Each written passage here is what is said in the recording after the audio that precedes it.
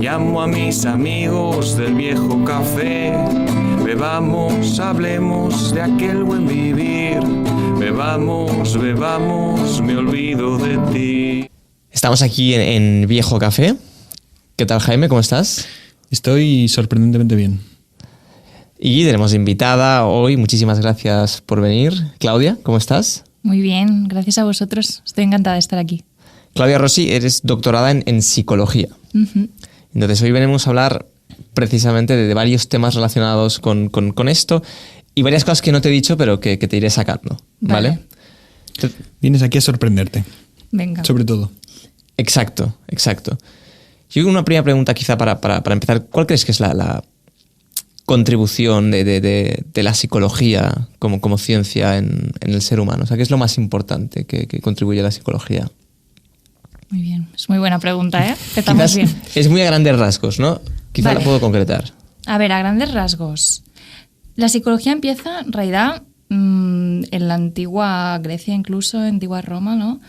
Y se definía como el estudio del alma o la ciencia del alma, ¿vale? Uh-huh. O sea, parte un poco de esta esencia. Más adelante, la psicología, sobre todo en la época, ¿no?, del Renacimiento, se va volviendo cada vez más una ciencia, ¿no? Y se intenta medir, estudiar correlaciones, y entonces se hace como una ciencia empírica y se pierde esta parte, ¿no?, de esta mirada holística de la persona, donde empieza a estudiar sobre todo procesos mentales. Uh-huh. ¿Vale? Entonces, esto en cierta medida está bien porque contribuye un poco a entender cómo pensamos, cómo sentimos, cómo se relaciona nuestra forma de interpretar la realidad con nuestros sentimientos, con nuestra conducta. Partimos de la base de que la ciencia empírica es buena. Exacto. Sí. Partimos de que nos permite de alguna forma contrastar, validar, replicar, ¿no? Anticipar el comportamiento, ¿vale? Y entonces todo esto, al estudiarse bien, ¿no?, y desde este método, pues se origina. Lo que pasa, ¿no?, que allí es donde empieza, ¿no?, a perderse un poco esta conexión con toda la persona, ¿no? Entonces, ahora, a día de hoy, claro, luego también es verdad que esto empieza también primero con Freud, psicoanálisis, luego viene cognitivismo, cognitivismo, ¿vale? Que esto estuvo muchos años, de lo más validado que hay. Luego el coaching. El coaching aparece, el coaching... Luego Viejo Café es El fin, ¿no? El fin. culmen. Exacto, la máxima expresión.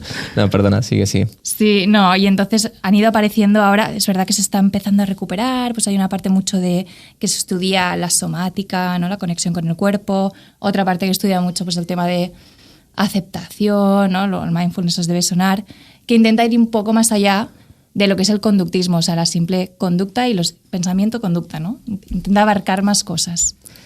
Y yo es que hice mindfulness una vez, o sea, muy extraño, ¿vale? Esto o sea, no me lo habías contado, Luis. Es que no lo cuento. No lo habíamos hablado. No lo habíamos hablado, pero hace unos años yo era monitor en una parroquia que básicamente ayudaba a catequesis, pero me pidieron en la parroquia si me podía sacar el carnet de monitor. Uh-huh. Y para eso me tuve que apuntar a un cursillo. Sí. Y en ese cursillo me pusieron a hacer mindfulness de la nada. Entonces nos llevaron al bosque y nos tiraron en el bosque. Os tiraron. O sea, ese es el verbo que has utilizado. Ya, no, quizá no, nos pidieron... O sea, estiraros en el bosque. Entonces tenías que estirarte en el bosque y relajarte. Entonces, mientras estabas relajado y estirado en el bosque, tenías que empezar a calmarte, te decían. Bueno, Sí, o sea, primero tienes que empezar a calmarte porque que te pidan que te tires en un bosque es para ponerse nervioso. Y además era por Coiserola y ahí sigue habiendo muchos jabalíes. Hombre. Bueno, y de hecho habíamos visto pasar uno, pero yo me puse entre la masa, ¿sabes? No era lo único para asegurarme de que a mí no me pasaba eso. Y eso ya con típico, ¿no? Que notas como que se te van clavando cosas porque hay esto, pues trozos de naturaleza. Entonces nos empezó a decir, oye, ahora dejáis de sentir el brazo derecho, ahora dejáis de tal, vais viendo cómo os vais durmiendo todo el cuerpo, tal. Entonces era unas cosas de relajación. Sí. Y cuando ya estaba relajado, decía, estás en medio de un bosque. Y en ese bosque encuentras un río. Y ese río es un agua clara, tan clara como no habías visto jamás de clara. Y coges con las manos ese agua y te lo bebes. Y cuando te lo bebes, se te curan todas las heridas interiores que tienes. Claro, yo iba pensando, ¿pero qué es esta locura? Pues bueno, digo, o sea, que está muy bien, pero que no se te va a curar nada por decir que tú para hacerte esta ficción. Y luego ibas en el bosque había en medio un gran árbol y tenías que abrazar ese árbol. Y te sentías muy bien después de abrazar ese árbol. Era algo así. Y al acabar, pues te volvías a despertar. Y esto era el proceso de mindfulness que nos hizo. No sé si está acorde con lo que concibes tú. ¿Qué dice la academia sobre eso? Sí. ¿Qué dice la academia, no? A ver, no está mal la práctica que hicisteis, porque el mindfulness en realidad es muy básico. Es centrar la atención, ¿Vale? o sea, focalizar toda tu atención en algo. Entonces, normalmente los ejercicios suelen ser en la respiración, en tus sensaciones corporales. ¿Rezar el rosario? Puede ser. Hay una carta de San Juan Pablo II que habla mucho de la respiración según qué culturas y habla de rezar el rosario como un proceso de concentración. Sí. Aparte de rezar, obviamente, ¿eh? Exacto. Hay una parte, de hecho, en la oración hay una parte que tenemos que hacer mindfulness, es decir, centrar toda nuestra atención, ¿no? Sacarla de los diferentes elementos, ¿no? Que estamos pensando, carpetas, ¿no? Que ella le llama. Cerrar carpetas y meterla enteramente en esa presencia. Eso es lo que sería mindfulness a nivel cognitivo. ¿Vale? Lo que pasa que en mindfulness te centras esto, la respiración o en una vela o en las sensaciones corporales del bosque. Vale. Y ya luego eso, pues a veces se combina con visualización, que es lo que os hicieron de visualizar el río, abrazarte al árbol, Vale. con sensaciones. Vale. Que bueno, que entonces en general esto pues también hay que ir con cuidado, tampoco puedes ir haciendo... Bueno, según qué tipo de ejercicios hay Claro, que es saber... que depende del estilo que tengas. Yo Depende... te Claro. digo que yo confiaba plenamente en lo que la parroquia había. Claro. No pensaba que fuera... Fe ciega, ¿no? Sí. Sí, fue curioso, porque es verdad ¿Qué tal? que... ¿Te gustó por eso? No, pero para mí rozaba un poco la hipnosis, ¿no? Esto de no sientes el brazo y tal. Nunca me han hipnotizado, pero yo lo que he visto en la tele que va por ahí. No, es que por esto a veces hay que ir con cuidado según qué tipo de práctica, porque hay hay personas que a lo mejor tienen algo de disociación, ¿vale? O sea, hay personas que pasa muy desapercibido, no todo el mundo tiene niveles muy altos. Entonces, según qué práctica, sin saber muy bien, sin conocer a las personas que tienes delante, si entras en este tipo de deja de sentir tal... O sea, puede ser un poquito, has de saber un poco, ¿sabes? A quién se le hace la práctica. Pero en general esto es verdad que ahora se utiliza muchísimo, no solo en psicología, sino también se lleva pues en mundo empresarial, bueno, ya ves, en parroquias o en cursos de monitores. ¿Por qué? Porque en realidad se ha cogido de lo que sería, ¿no? Lo que se cuenta es el ejercicio que utilizan o que describen en las meditaciones budistas, entonces se ha extraído como un poco ese ejercicio, se ha sacado los elementos religiosos y se ha occidentalizado con la palabra mindfulness y un poco se ha comercializado así y se ha extendido, ¿no? Empezó en contextos clínicos y luego ahora en la población general.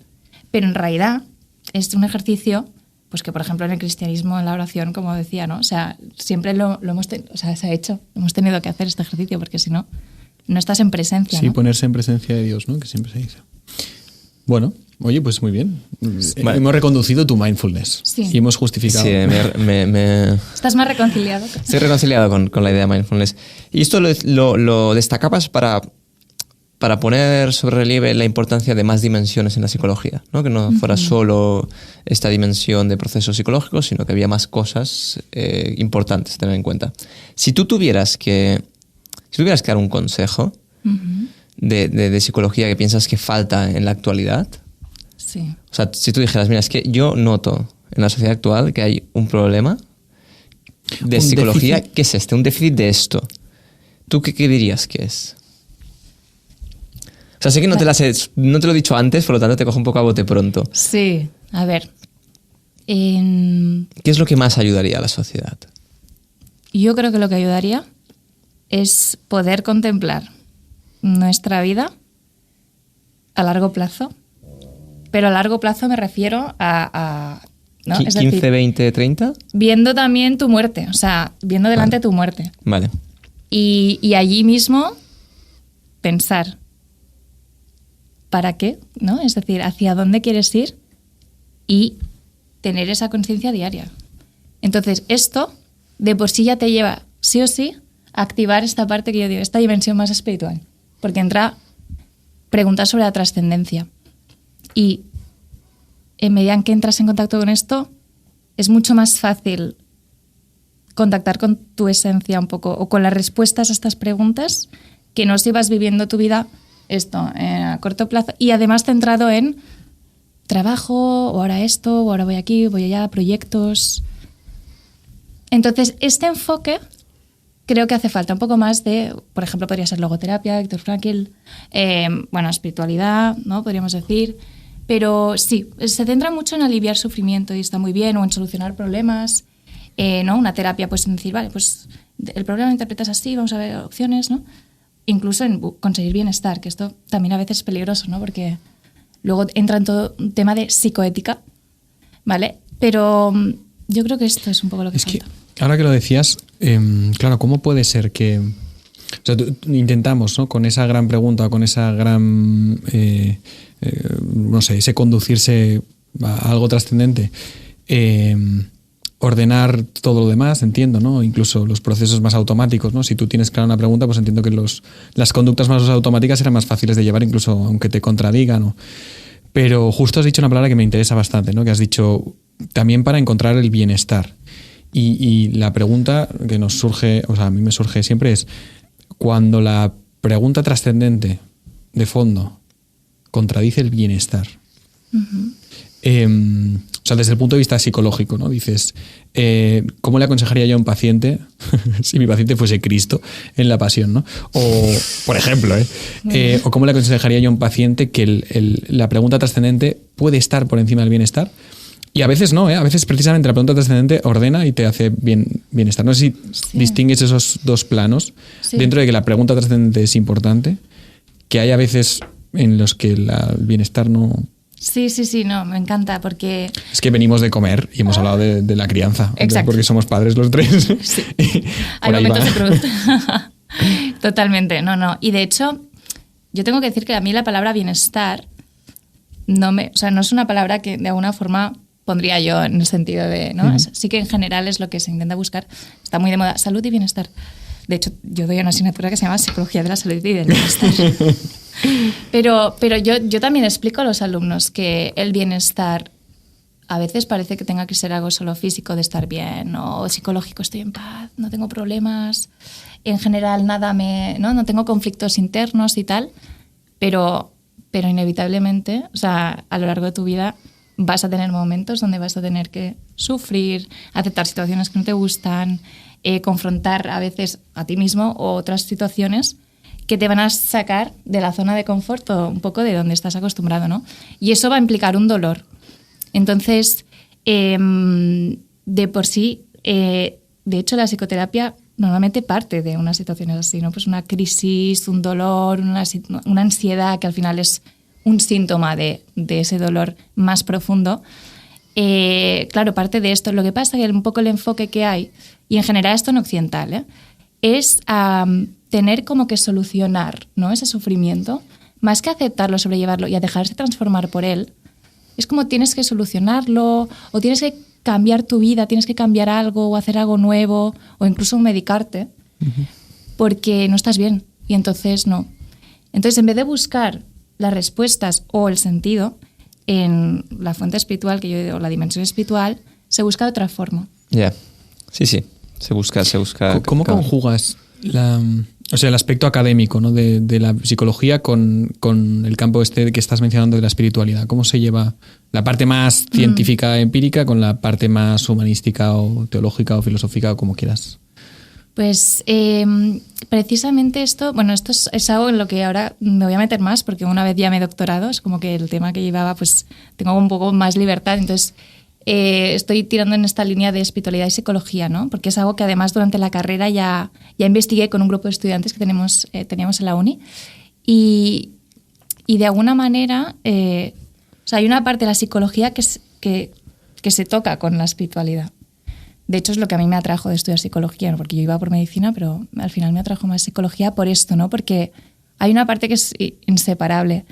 Entonces, en la academia hay un poco de lío, porque en realidad a veces se estudian variables que están relacionadas con la espiritualidad desde un punto de vista psicológico, entonces se psicologizan, como incluso a veces la esperanza, que la hablan como en forma de, a veces como de motivación, o el sentido de vida. hormona, ¿no? O de... Sí, o incluso eso, sí.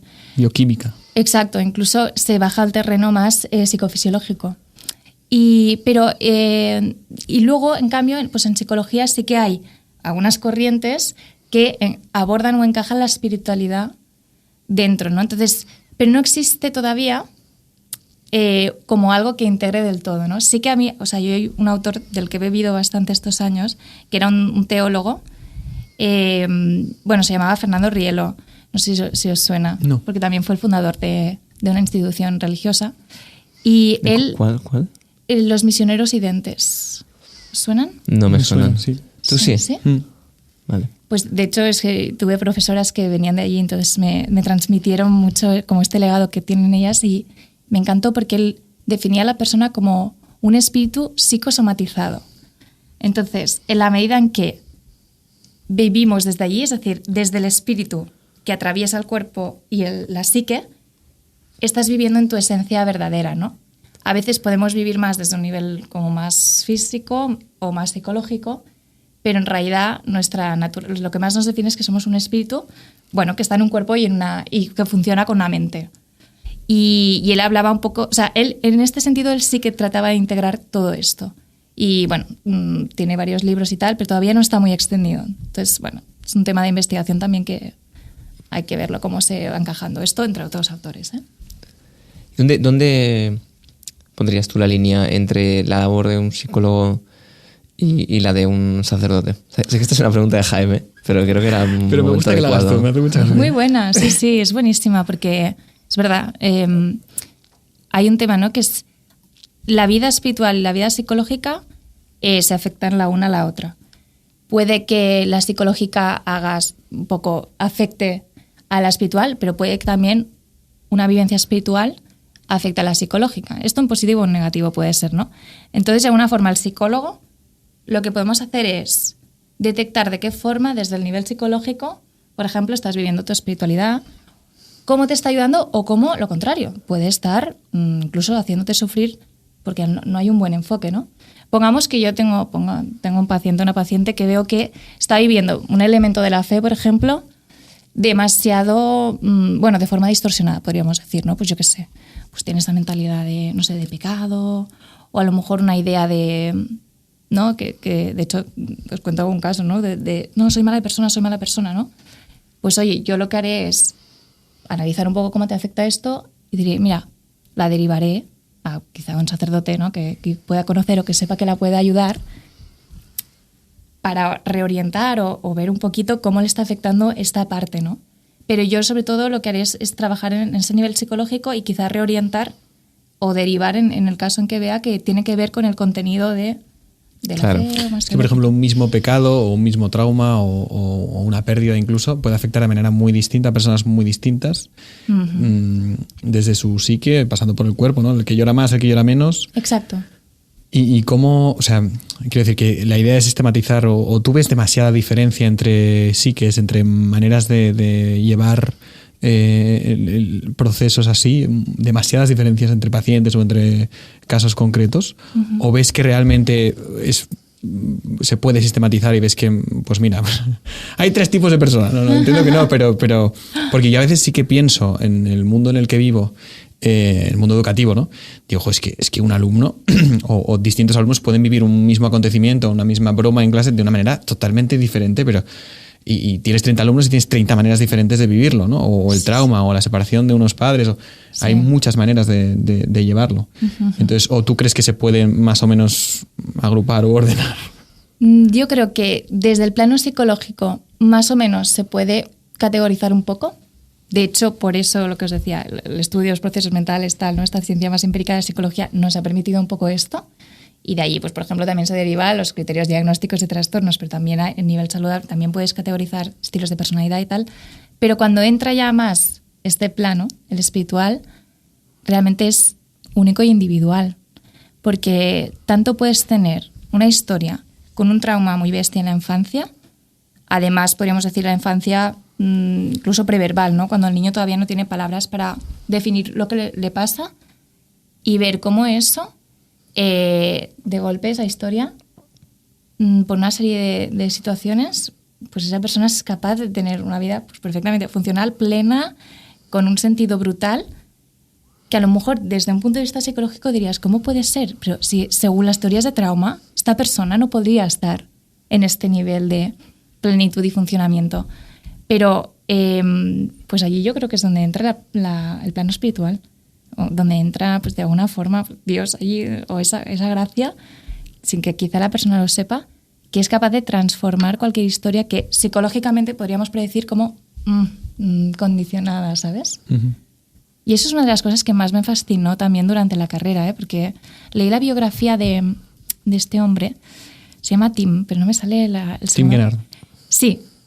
Y más fuerte que el odio. Sí, más fuerte que el odio.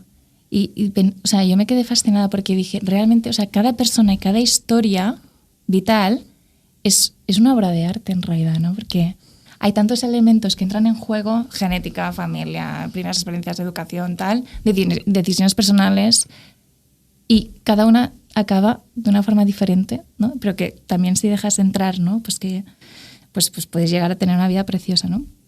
Entonces yo creo que en esa parte, creo que es como cada persona tiene una forma única de vivir la vida en general. Luego, por ejemplo, yo que tengo 2 hermanas psicólogas, dos. Una por abajo y otra por arriba, ¿vale? Entonces, aparte de que nos conocemos desde hace tiempo contigo, sí. O sea, las psicólogas están cerca de mi vida y en el mundo educativo ni te cuento.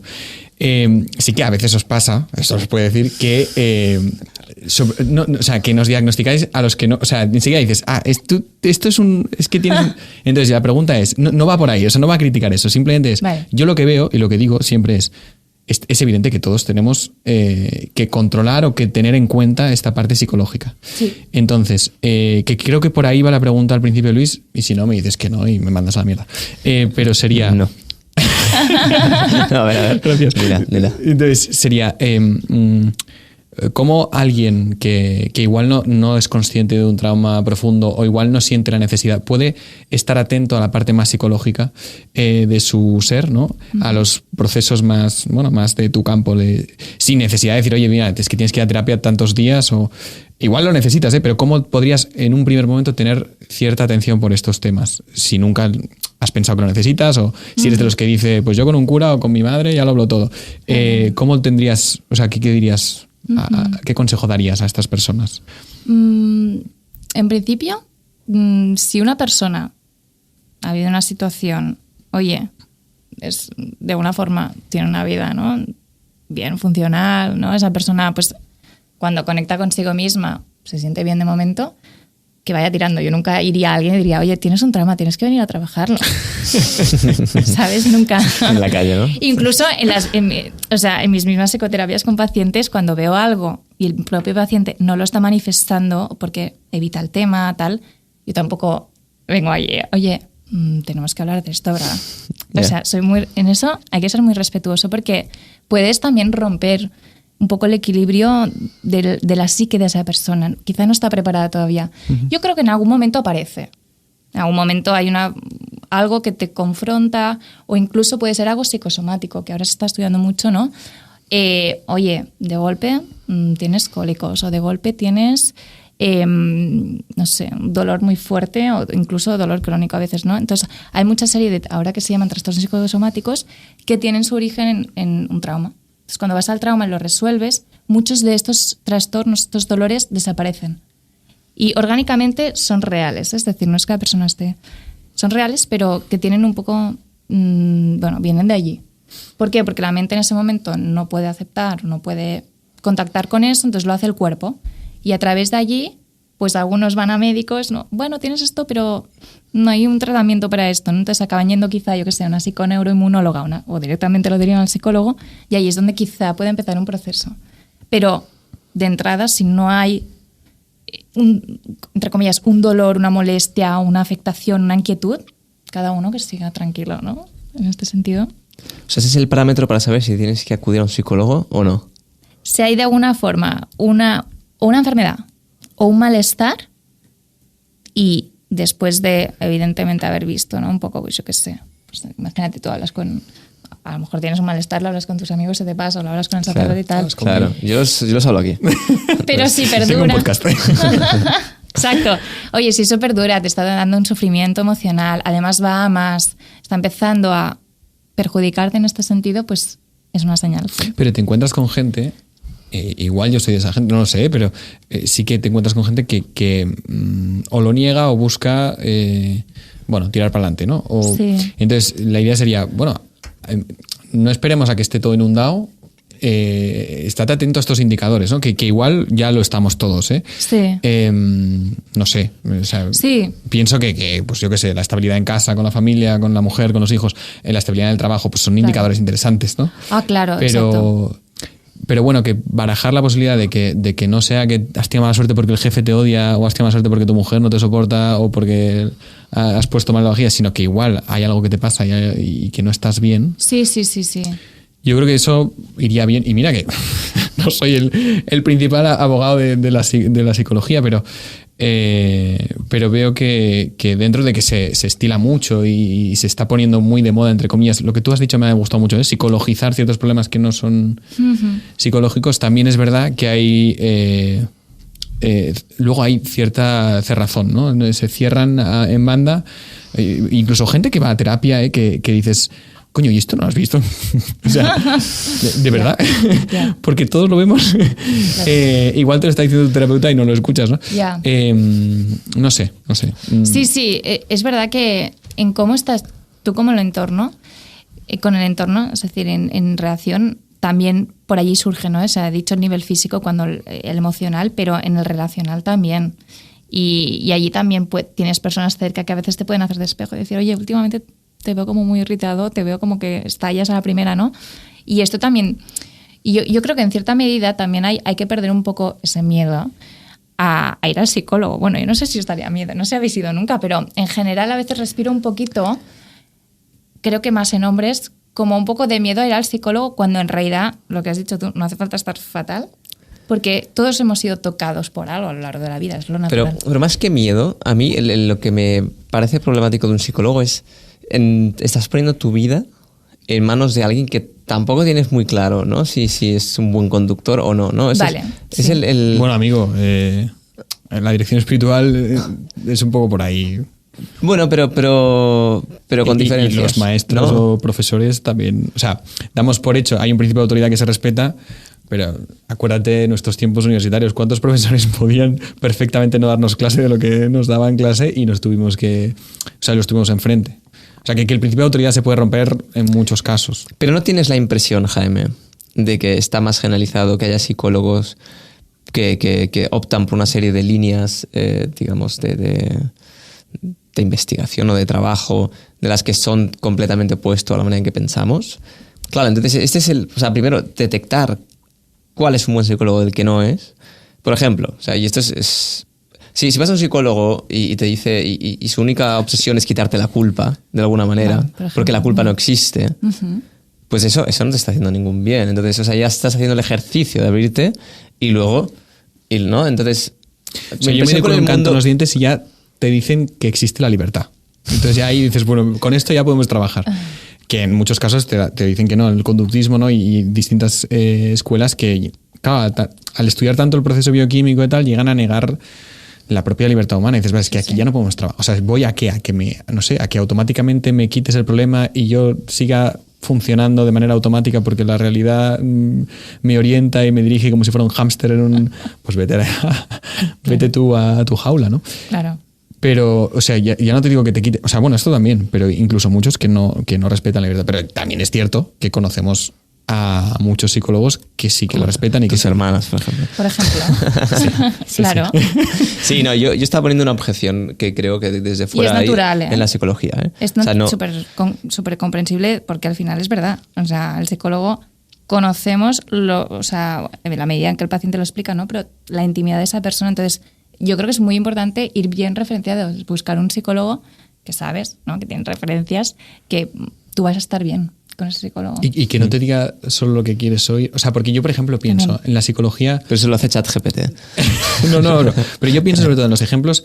O sea, la primera vez que yo como niño, como adolescente o como adulto entiendo lo que es esto el mundillo de psicólogos y veo que hay gente que los utiliza es cuando ves las pelis de Estados Unidos, que es muy común, sobre todo las pelis de Woody Allen, ¿vale? Quizás no tan niño, en donde es que el psicólogo es casi un motivo más para que Woody Allen pues exponga su narcisismo y se jacte de la vida y entonces ves que el uso de la terapia o del psicólogo es un uso narcisista. Es voy a darme vueltas a mí mismo y a exponerme y a exponer lo maravilloso que soy, incluso en mis propios traumas, ¿no? Porque en mis propios traumas hasta yo soy el protagonista, ¿no? Yeah. Y eso sí que me parece un uso enfermizo y que se populariza. Y el ejemplo que he puesto antes es el de la persona que va a terapia y dices, joder, tío, pues ya podría funcionar, ¿no?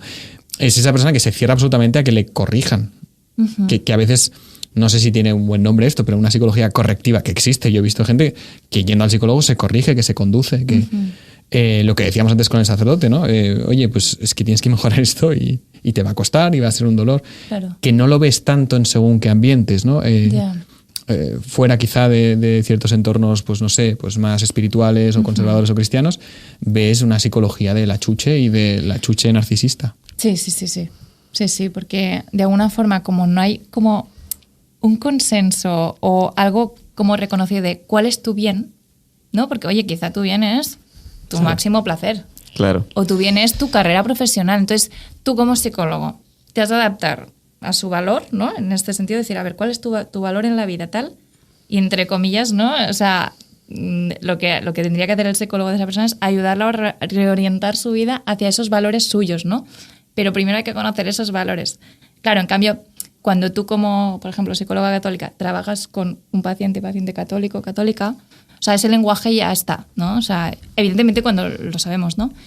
Y de alguna forma, bueno, para mí es mucho más fácil, ¿no? En este sentido, porque vamos en la misma línea. Y entonces yo allí sí que puedo contribuir más a que esa persona, por ejemplo, pueda ir, sobre todo en su vida psicológica, ¿no? Corrigiendo, ¿no? Redirigiendo sus formas de pensar hacia el camino del amor en este sentido, ¿no? Y de la entrega y del crecimiento personal. Pero es verdad que cuando pues una persona que quizá tiene diferentes formas de pensar, lo que sí que veo en general en común es que todos quieren de alguna forma y les llena el estar bien con los demás. O sea, y el tener relaciones significativas. Y esto yo al menos es una de las líneas en común que intento trabajar con todo el mundo, aunque tenga creencias que tenga. Porque al final el amor, de lo que veo, es lo que más llena a todos. O sea, tengan las creencias que tengan. Entonces allí sí que, yo al menos por allí sí que voy. Yo quería hacer un ejercicio, no sé si tienes más preguntas, pero ahora se ha popularizado...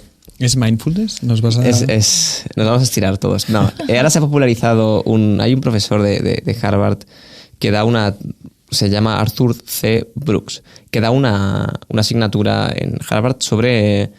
se llama felicidad y economía o lo que sea, pero va sobre la felicidad en la vida y tiene sobre todo pues esto, pues los típicos tiburones de Harvard que van a salir y van a entrar a una gran empresa y el día de mañana van a estar forrados, ¿no? Suelen ser sus estudiantes porque él está allá y es una asignatura de último curso y es optativa y la suele coger mucha gente y tiene bastante éxito. Entonces ahora está empezando como a dar... Bueno, tiene un podcast y está empezando a dar charlas y suele hacer un ejercicio que yo creo que es de psicología. Si no es psicología, es sociología, no sé distinguir muy bien.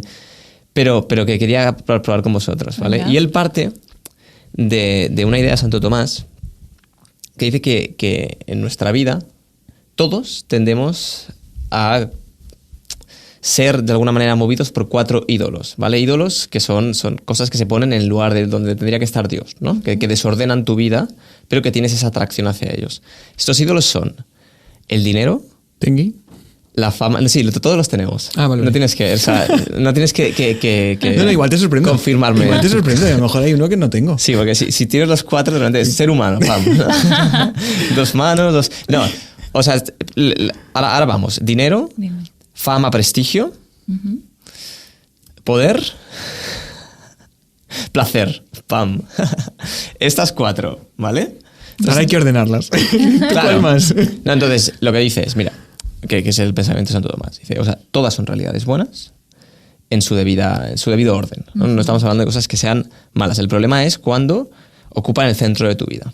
Que tus acciones se mueven para conseguir eso, ¿vale? Y no lo ordenas de manera adecuada. Lo primero que haces de estas 4, entonces, yo no sé si lo quieres hacer tú, Jaime, el ejercicio o no. Ay, qué miedo. Sí. Venga, hagámoslo contigo. Venga. Vale. De estas 4, si tienes que renunciar a una, y renunciar a una no significa que no tengas nada de eso, sino que tengas el nivel medio de todo el mundo, ¿vale? ¿A cuál renunciarías? Fama, la primera de todas. O sea, prestigio, fama sería la primera que echarías. ¿Por qué? Porque me siento como una cantante de trap. No, pero porque es que me parece la más superflua, la menos interesante y la menos gratificante. Vale, esta sería relativa a la percepción que tienen los demás de ti. ¿Vale? Luego, si te quedan 3. Vale. Dinero, poder y placer. Poder, ¿por qué poder?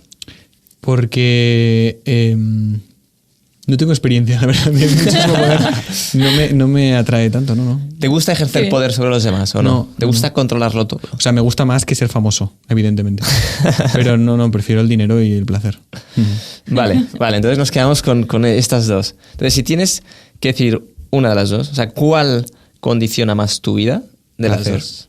El placer condiciona más, sí. Más que el dinero. O sea, no mires tu estatus por los bienes que tengas, materiales o la seguridad económica que tengas. Más bien cómo rápidamente los consumo en placeres para mí y para mi familia, sí. Vale, entonces, ¿sabes? De hecho, las veces que he hecho esto con amigos y demás, en general la gente suele acabar en el placer. ¿Ah, sí? Sí. Bien. O sea, ¿sería tu caso también o no? ¿Tú te hubieras quedado en otra distinta? Yo creo que también hubiera sido mi caso. Vale. Yo creo que sí. Sí. ¿Hubieras renunciado también primero a la fama, prestigio? A ver, era fama, prestigio, dinero, poder. Yo creo que primero al poder. Primero al poder. Yo también hubiera sí. sido primero al poder. Porque no me una gusta ejercer poder responsabilidad. sobre los demás. En general no me gusta... Tampoco me gusta que me controlen en exceso. Entonces, es una cosa que no... De hecho este mismo autor dice que si quieres saber quién es un futuro dictador, mira quién admira a los dictadores, ¿no? Porque ahora hay un comentarista, polemista en Estados Unidos, se llama Nick Fuentes, no sé si lo habéis visto, que es muy radical, ¿vale? Y que admira a Hitler. Entonces, sí, además no del todo, o sea, con el tema católico no... es católico por eso, ¿no? Sí, pero no, bueno, no sé. Bueno, es que Hablo de no memoria. he investigado mucho, pero él hacía una referencia a él sin decirlo. ¿Y cuál renunciarías de las otras? Primero poder, dinero, fama, prestigio, Yo creo que placer.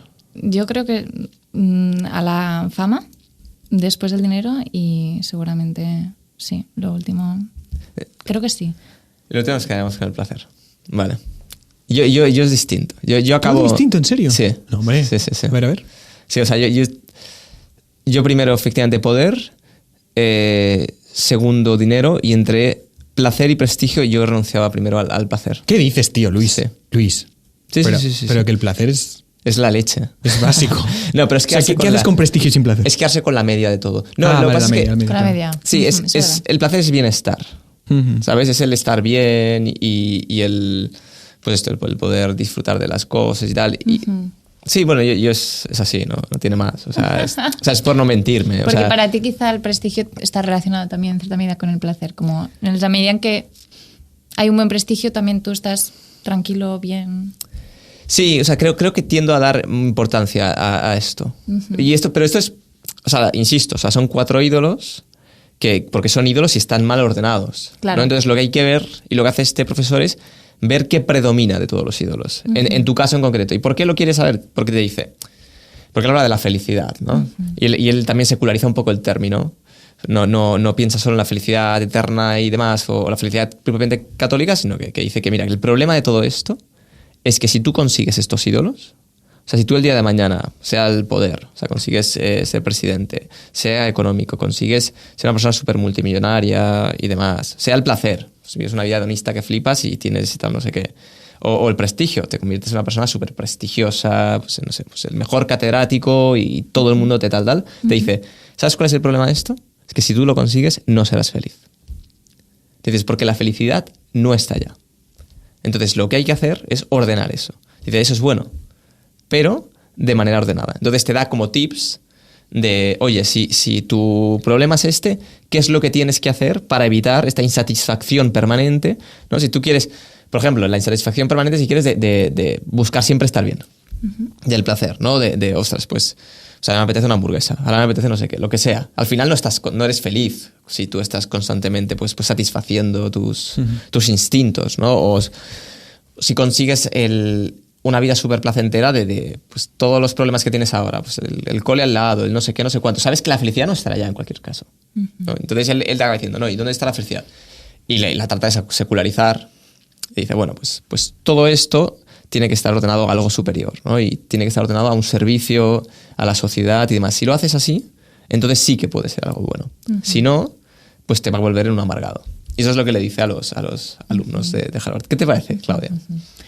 Me parece un poco... Simplista, ¿no? Sí, o sea, simplista, pero que puede, o sea, como decía, ¿no? Luego cada uno va a tener que traducir eso en su vida y encontrar sus formas porque tendrán diferentes personalidades. Algunos lo tendrán más fácil, lo más difícil. Claro.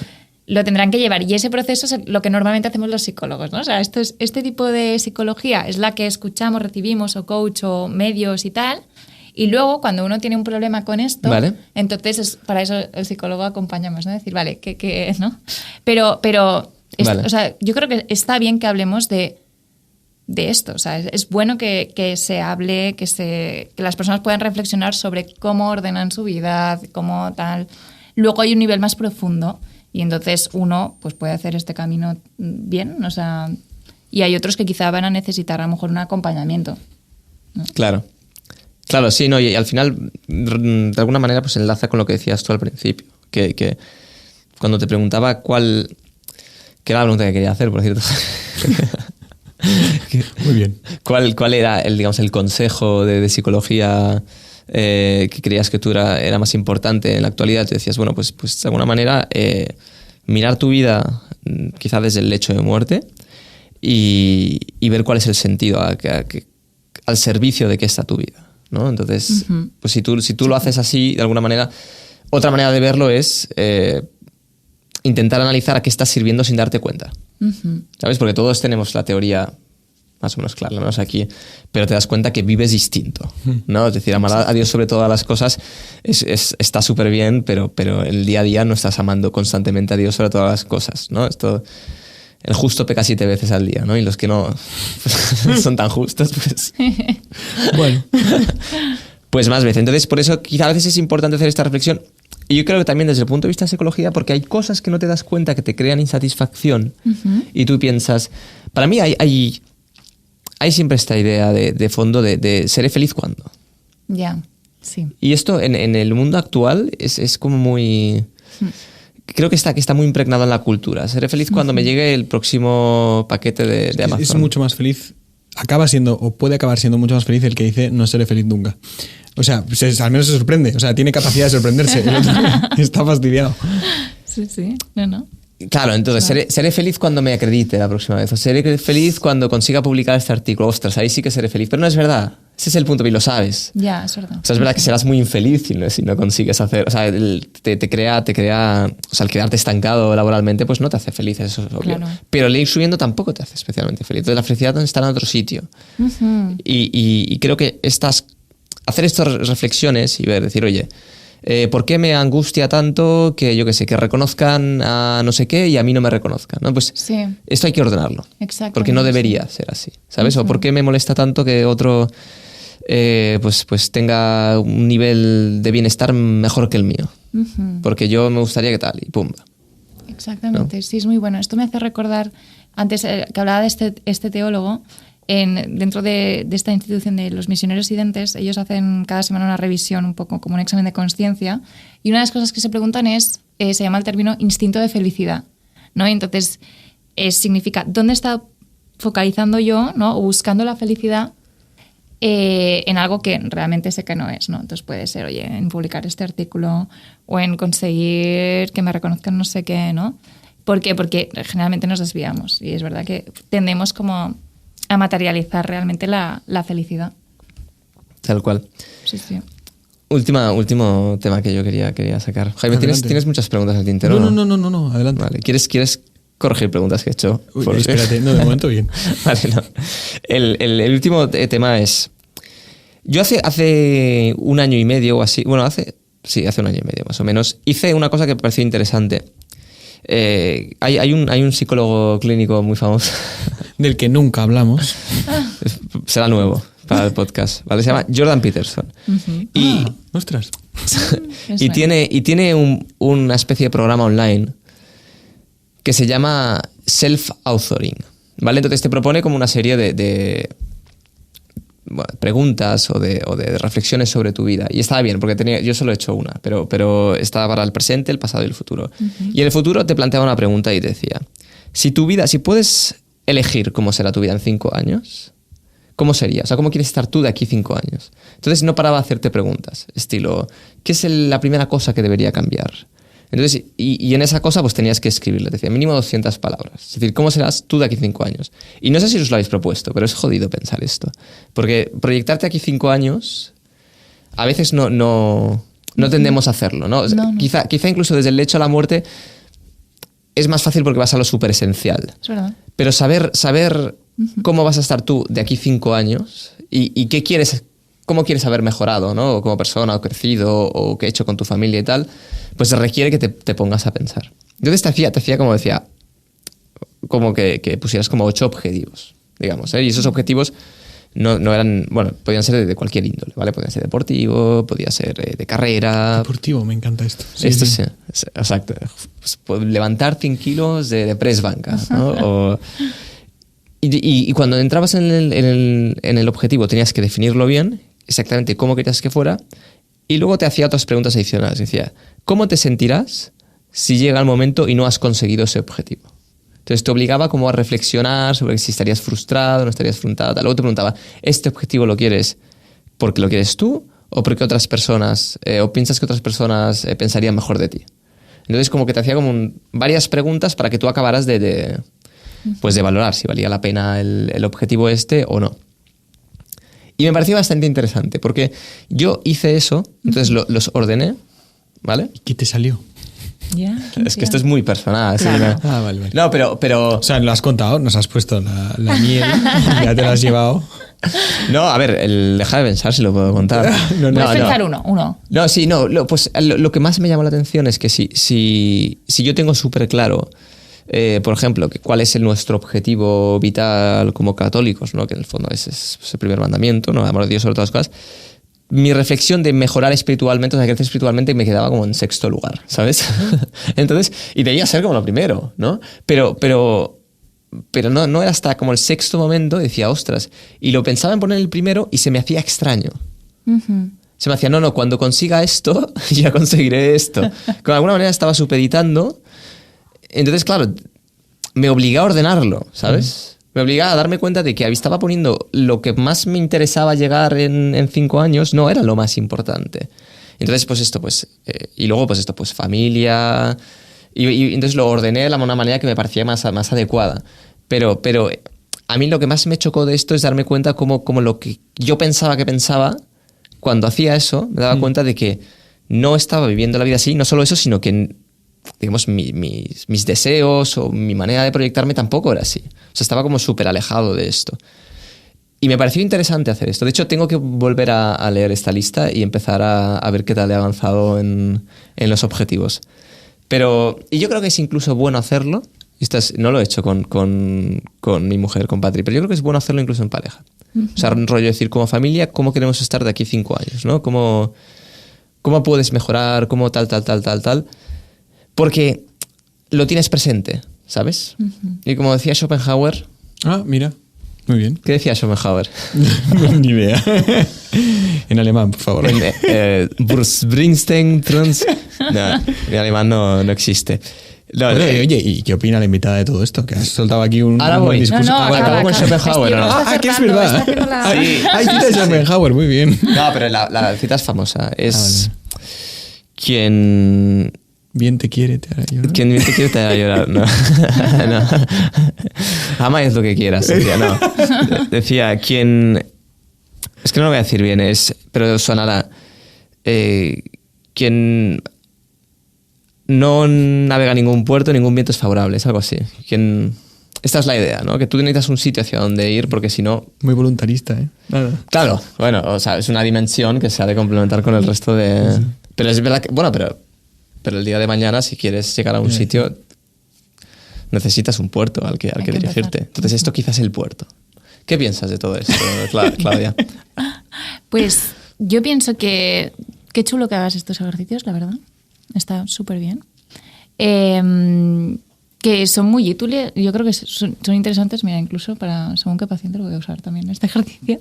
No, y luego creo que es muy bueno realmente hacer esta reflexión de ya no solo estoy ordenando según realmente lo que para mí es importante, sino el motivo por el cual de forma automática has puesto por delante otras cosas. Porque a mí lo que me venía a la mente, claro, yo no sé qué pusiste por delante, pero muchas veces puede que lo que pusiste por delante es algo que ahora en tu vida es donde más te encuentras contigo mismo y con Dios.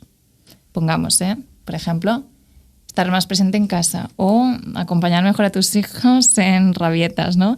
O, yo qué sé, ser más puntual, ¿no? A lo mejor son cosas que si tú haces un examen racional dices, pero en realidad esto comparado con la vida espiritual tendría...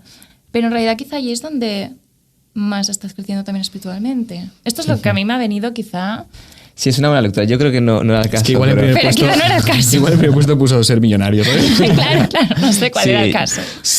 No, pero es verdad que es lo que tiene la vida espiritual, ¿no? Que se proyecta sobre el resto de realidades, ¿no? Y que las hace buenas. Sobre todas. Eso es cierto.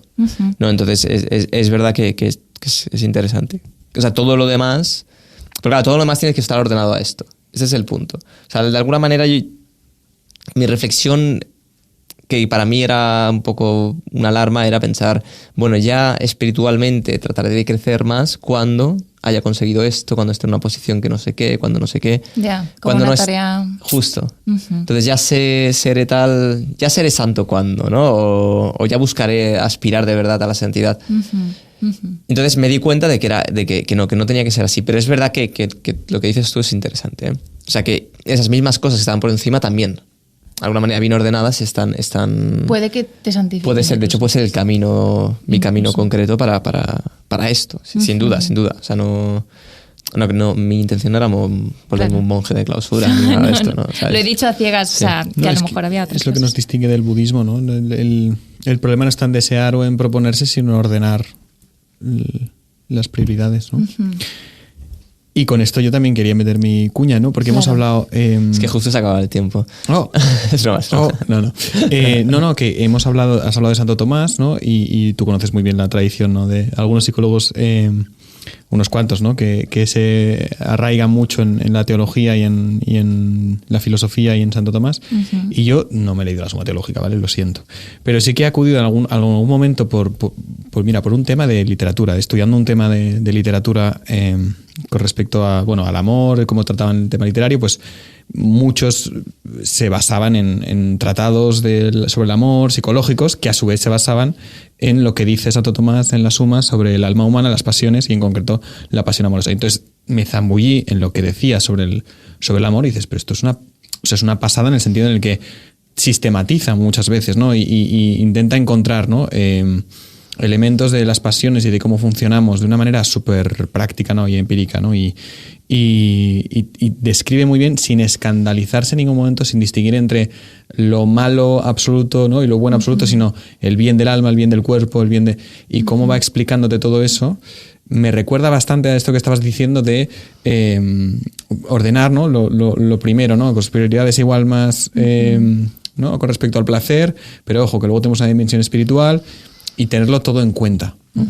Que decías tú al principo, ¿no? Yo he hecho una psicología holística, ¿no? Que lo tenga todo en cuenta, ¿no? Lo humano sin dejarse nada, ¿no? Claro. Pues, o sea, igual haría bien, no lo sé, no sé cómo lo ves, ¿no? Pero esta psicología que hemos visto, que hemos analizado como más bioquímica o más de fármacos o la más narcisista, igual necesitaría pararse un momento, ¿no? Y filosofar un poco más o darle un poco más de vueltas, sí. o no lo ves así. Sí, yo lo veo así. O sea, volver otra vez incluso a leer los clásicos, porque ya se ha hablado de esto. Lo que pasa que ahora pues hemos olvidado un poco el pasado, ¿no? O sea, nuestra historia Incluso ahora también cuando decíamos, ¿no? Cuando comentábamos de uno tiene que mirar su historia para adelante, pero también hay que mirar la de atrás, ¿no? O sea, también hay que mirar tus orígenes, lo mismo nosotros como humanidad, ¿no? O sea, porque hay muchas cosas que estamos hablando hoy, pero como decía, ¿no? O sea, la antigua Grecia y tal, pues ya se hablaba del alma, ¿no? Entonces, yo creo que nos iría muy bien filosofar, sí. Qué bien. Sí, sí. ¿Qué libro recomiendas? Es que justo, y lo hablé contigo antes de hacer el podcast, y lo hablamos en un podcast al principio de temporada. A mí me recomendó un sacerdote un libro que le recomendé a mi hermana psicóloga y está emocionada con el libro, que es ¿Cuál de las dos? La fuerza que nace de la debilidad, de Giovanni Cucci, que es un teólogo, sacerdote jesuita, que también es psicólogo. Y entonces el subtítulo del libro es Aspectos psicológicos de la vida espiritual, ¿no? La fuerza que nace de la debilidad. Entonces, todavía no me lo he acabado, llevo todo el año, pero mi hermana ya creo que se lo ha terminado y está emocionada. Yo lo que veo aquí es que precisamente él intenta aunar toda la tradición psicológica de los últimos siglos, cristiana o no, por supuesto cita a Freud, pero cita a otros muchos que yo no conozco, con la teología y la filosofía, y cita un montón de filósofos que sí que conozco, y cómo intenta encontrar, ¿no?